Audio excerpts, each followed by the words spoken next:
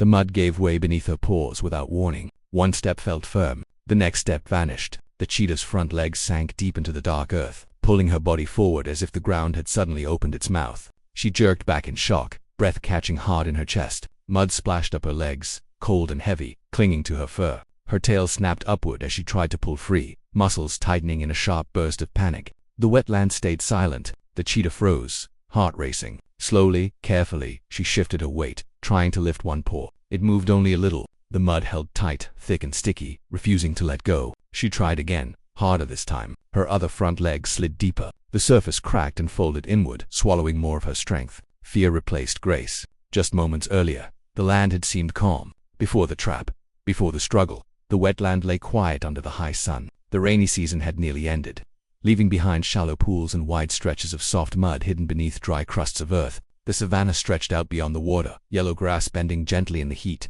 Dragonflies floated low, their wings catching the light. Birds called from distant trees, their sounds slow and The cheetah had been walking alone. Her body was lean, her ribs faintly visible beneath her spotted coat. Hunger had followed her all day, pressing softly but constantly. The last hunt had failed. The herd had seen her too soon. She had run hard anyway, legs flying over the ground, but speed alone could not change the outcome. Now her throat felt dry, and the smell of damp earth promised water. She moved with care, placing each paw gently, testing the ground as she always did. This land was dangerous, but she had crossed it before. She knew how to listen. She knew how to wait. Still, the wetland had fooled her. Now, trapped at its edge, the cheetah pulled again, stronger this time. The mud answered with a slow sucking sound, dragging her legs lower. Her chest tightened as she struggled to stay upright. She hissed, the sound thin and sharp, more fear than threat. The air felt heavy, too quiet. Her back legs slid forward, pulled by her own movement. The mud rose past her ankles, then her knees. She twisted her body, trying to spread her weight, but the ground shifted under her, soft and unstable.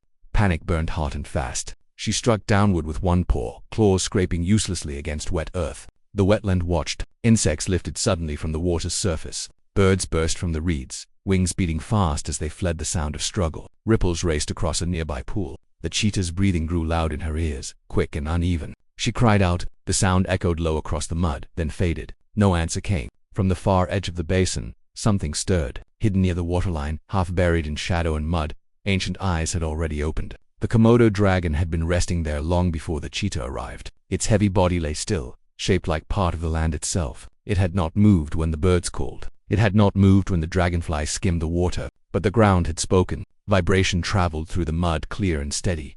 Struggle, wait, fear. The dragon's tongue slipped out, tasting the air. Warm blood, dry fur, weakness. Slowly, the dragon lifted its head. The cheetah felt it before she saw it. A deeper tremor rolled through the mud, different from her own movements. Heavier, steadier. She stopped pulling at once, ears snapping forward. Her breath caught as she turned her head toward the reeds. Tall grass swayed, though there was no wind. The smell reached her next, sharp, old and thick. Not lion, not hyena. Something heavier, something closer to the ground. Her body tensed. Her tail stiffened. The Komodo dragon emerged from the shadows. It moved slowly, almost lazily, its thick legs pressing deep into the mud without sinking. Its skin was dark and rough, marked with scars that told stories older than the cheetah herself. Its eyes stayed fixed on her, calm and unblinking. Saliva hung from its mouth, catching the sunlight. The cheetah hissed again, louder now. She raised one paw and swiped weakly through the air. The motion cost her balance. The mud pulled her lower in return. The dragon did not rush. It circled her, each step measured, each movement steady. The distance between them closed little by little. The air grew thick, heavy with heat and fear. The cheetah's chest burned as she breathed. Her muscles shook from effort and exhaustion. She tried once more to pull free. The mud tightened its grip. Her movements became wild, uneven. Panic flooded her senses, drowning out thought. She twisted and kicked, splashing mud high into the air. Birds scattered again. Water churned. The wetland erupted into noise and motion. The dragon paused. Its head lifted slightly. Its body went still. Something in the cheetah's struggle had changed. The sharp, frantic movements slowed. Her strength faded. Her body sagged under its own weight. This was no longer a fight. This was an animal losing to the land itself. The dragon stepped closer, close enough that the cheetah could see the lines around its eyes, close enough to smell its breath. She bared her teeth, though her jaw trembled. A low sound rose from her chest, broken and thin. Her legs no longer obeyed her fully. The sun burned overhead, bright and uncaring. The wetland held its breath. The Komodo dragon lowered its head, jaws parting as it reached the edge of the basin. Mud shifted beneath its weight. The cheetah cried out, A sharp sound pulled from deep inside her as fear crashed over her one last time. She did not see the danger clearly anymore. She only knew she was trapped, and somewhere in the shadowed reeds, something ancient had seen her weakness and was answering it, one slow step at a time. The mud pulled harder as the cheetah struggled, tightening around her legs like a living thing. Her breaths came fast and shallow now, each one scraping her throat as the sun burned straight down from above. Heat pressed against her back, but her legs felt cold, trapped deep in the wet earth. She twisted her body, trying to find balance, but every movement only made the mud rise higher. It sucked and groaned with a slow, heavy sound, as if it was answering her panic. She hissed, sharp and desperate. The wetland answered with silence. Then the Komodo dragon stepped fully into view. It emerged from the reeds without hurry, its wide body moving low to the ground. Thick skin stretched over powerful muscles, marked by old scars that spoke of years spent surviving where others did not. Its head swayed slightly as it walked, tongue flicking in and out to taste the air. Each step landed with quiet weight, pressing deep into the mud but never sinking. The cheetah saw it clearly now. Fear flashed bright in her eyes. She struck out with one paw, claws cutting through the air. The effort cost her dearly. Her body shifted forward, and the mud pulled her down another inch. She gasped, breath breaking, chest tight with panic. The dragon circled her slowly. It did not rush. It did not roar. It moved the way the land moved, steady, patient, sure. The space between them felt smaller with each step. The air grew thick and heavy, filled with the smell of wet soil and fear. The cheetah's muscles trembled. Her sides heaved as she struggled to breathe. She snapped again, teeth bared, but her jaw shook with exhaustion. Speed had always been her strength. Here, it meant nothing. The mud held her like a trap built by the earth itself. Birds burst from the tall grass as she thrashed again, wings beating loud and fast before disappearing into the sky. Water splashed high, dark and muddy. The wetland erupted in motion, then fell quiet again, as if shocked by its own noise. The dragon stopped. It stood still for a long moment, head lifted, body tense. Its eyes stayed fixed on the cheetah.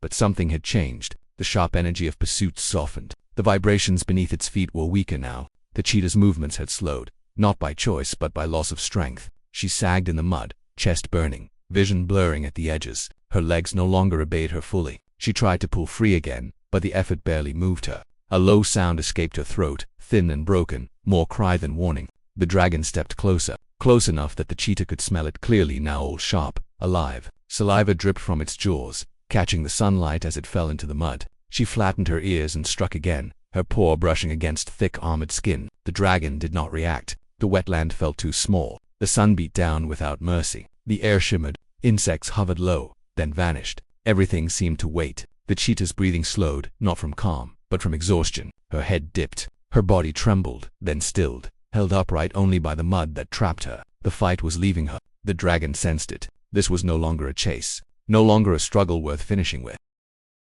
Speed. The land had already done the work. The dragon lowered its head. Time stretched thin. The cheetah gathered what little strength remained. She lifted her head and met the dragon's gaze. There was no challenge left in her eyes, only fear and the fading will to stay upright. She did not know what was coming next. She only knew she could not stop it. The dragon lunged. Mud exploded upward as its weight crashed into the edge of the basin. The sound was loud and sudden, ripping through the still air. The cheetah cried out as the ground shook beneath her. Pain shot through her legs as the mud shifted violently. She expected teeth. Instead, the dragon's jaws slammed down into the mud beside her leg. Its teeth sank deep into the wet earth, gripping not flesh but ground. With a powerful twist of its neck, the dragon pulled back hard. Mud tore free with a wet, tearing sound, water and soil flying in all directions. The wetland burst into chaos. Birds screamed as they fled again. Water rippled outward in fast waves. The cheetah screamed too, the sound sharp and raw, pulled from deep inside her as the pressure around her leg changed. The dragon pulled again.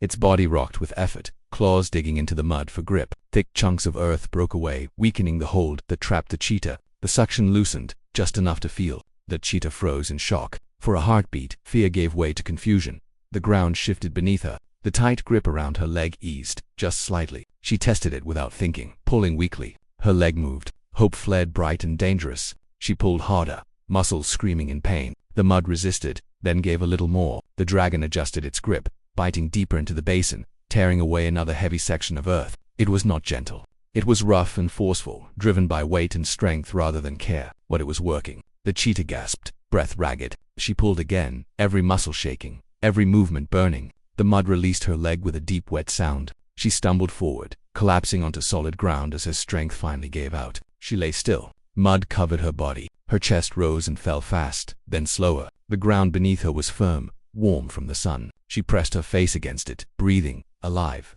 Behind her, the dragon did not follow. It stood at the torn edge of the basin, head lifted, watching. Its body was tense, ready, but unmoving. For a long moment, neither animal moved. The wetland slowly settled, ripples faded. The air grew quiet again. The cheetah lifted her head just enough to look back. Their eyes met. There was no victory in that moment, no understanding that could be named, only a pause where instinct failed to give a clear answer. The cheetah did not run. The dragon did not advance. Then, as if the moment had passed, the dragon turned away. Its heavy body slid back into the reeds, tail dragging through the mud, leaving behind broken earth and silence. The grass swallowed its shape, and the wetland breathed again. The cheetah stayed where she was, trembling, coated in mud, alive. The sun burned on overhead, and the land returned to stillness, leaving behind a moment that should not have existed, and a life that almost did not continue. The cheetah lay still for a heartbeat, stunned by the sudden weight shifting beneath her legs. Her muscles ached, trembling from hours of struggle, yet the tight grip of the mud had loosened in a way that no instinct could have predicted. She blinked, tasting the air,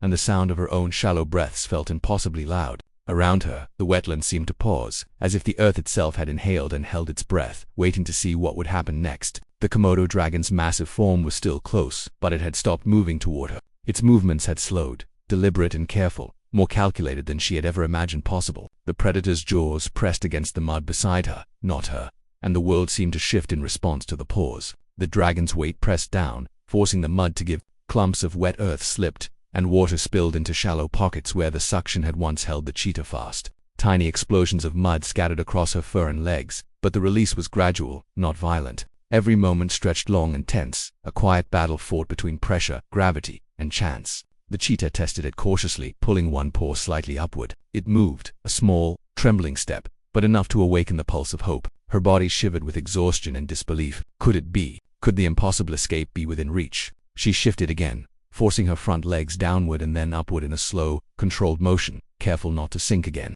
The dragon remained watchful, head lowered, tongue flicking as it tasted the air. Its eyes, dark and patient, followed each motion, yet there was no strike, no sudden lunge. In the strange, fragile space between predator and prey, the cheetah's instincts roared, screaming that this was unnatural, that danger could turn at any moment, but her body was too weak to flee without this moment of mercy. Time stretched, sunlight glinting off the wet mud in scattered, gold-dusted patches, and the cheetah realized that survival sometimes depended on a chance pause in the relentless laws of nature. Finally, gathering every last ounce of strength, she pulled with a burst of determination. Her hind legs drove downward, then forward, and the mud gave way beneath them. She gasped, lungs burning, as the suction that had held her captive released its grip entirely. With one desperate heave, she freed herself, collapsing onto the solid earth just beyond the basin's edge. Her body trembled, coat streaked with mud, fur heavy and cold against the heat of her skin. Every muscle ached, but she was alive. The sudden shock of freedom made her chest rise and fall quickly, and for a long moment, she lay there, not moving,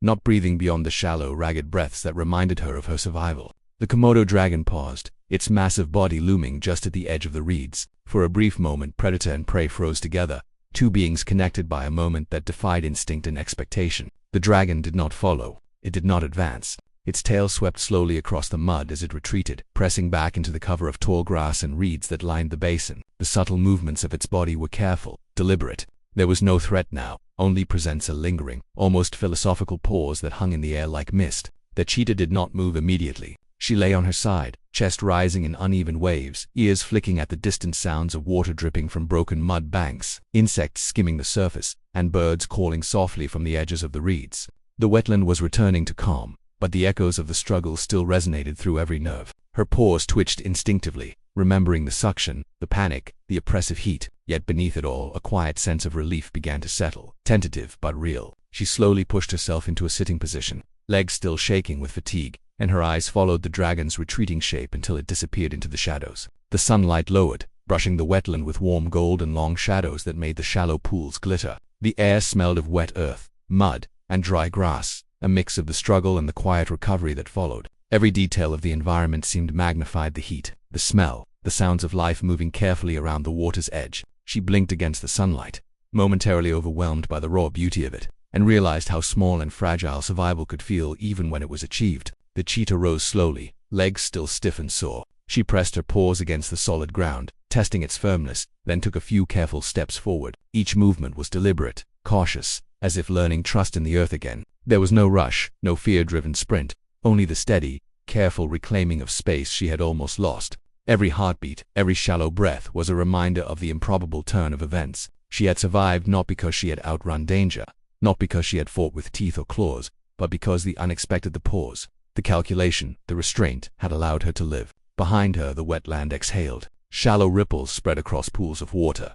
The wind stirred the reeds gently, and the sun dipped lower, painting everything in golden shadow. The mud that had once held her captive now hardened slightly under the heat, evidence of the ordeal that had passed. Life continued around her. Birds returned. Dragonflies skimmed the water. Insects buzzed quietly, but the moment of high tension had passed, leaving only reflection. The cheetah stopped at a firm patch of earth, sitting quietly. She shook the mud from her fur as best she could, and for a moment, eyes closed, letting the warmth of the sun seep into her aching body. Survival had come in an unexpected form, through a pause in what nature had dictated should have been her death. The wild had not followed the simple rules of predator and prey. It had paused, considered, and allowed the fragile chance for life to persist. She lay back, gaze following the sky as the sun descended, warm and golden. The wetland stretched out behind her, still and silent once more, a reflection of calm after chaos. In that quiet, she realized something deep and true. Strength and speed alone were not always the keys to survival. Sometimes, survival came from patience, calculation, and even mercy hidden in the rhythm of the wild. The cheetah's chest rose and fell steadily now, the tension of the day slowly releasing, leaving her coated in mud, exhausted, but alive. As the camera pulls back, the wide wetland fills the frame, the torn edges of mud, the scattered pools of water, the long shadows of the reeds, and a quiet truth emerges. Life continues in unexpected ways. The predator retreats, the prey survives, and the wild, indifferent yet occasionally surprising, moves on, leaving lessons unspoken and moments of wonder lingering in the golden light of the setting sun.